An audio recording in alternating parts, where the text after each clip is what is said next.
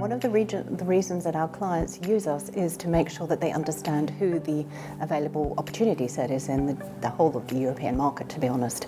So our clients are investing in everybody from the pan-Europeans through to the country-specific funds.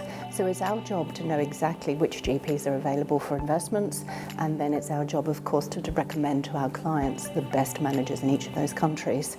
So it does vary a lot depending on who is fundraising and depending on whether or not there are new entrants. But this year we've actually spent quite a bit of time in the German market.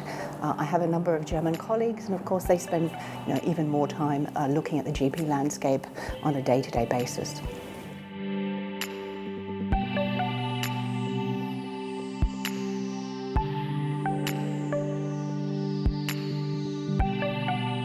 Certainly it is a time of political turmoil, and obviously things are changing a lot. We've seen that, as you say, in the US, we've seen that in the UK, and of course we have German and French elections coming up relatively soon as well. So I think we are very much firm believers that with uncertainty, GPs are able to find opportunities. So when you have a market where everything is certain, you tend to end up with high prices, you tend to end up with expensive transactions. We think uncertainty should be good for the private equity managers, but we're firm believers that you need to continue to back top quartile managers. You need to make sure you're recommending to your clients only the best in the market and only those that can handle both an upturn and a downturn.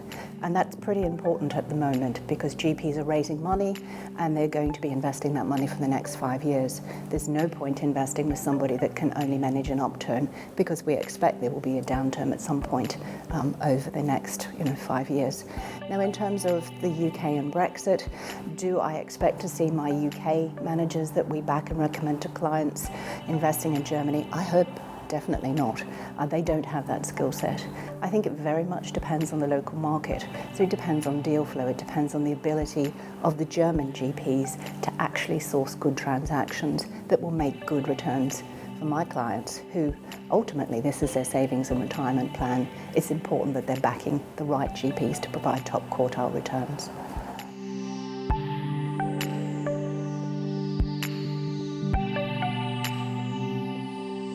We're seeing a variety of appetites.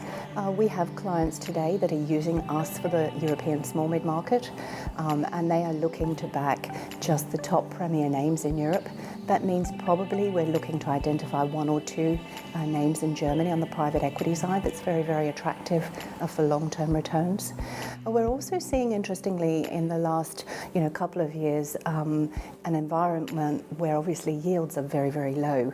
And so we're seeing some of our potential German clients looking for credit funds, anything that will provide that yield that's important for them that they're seeing lacking at the moment because of the current environment we're in. So it is very much a mixture. I think, for some it's a continuation of the private equity strategy. For others, yield is important and credit is looking to fill that gap.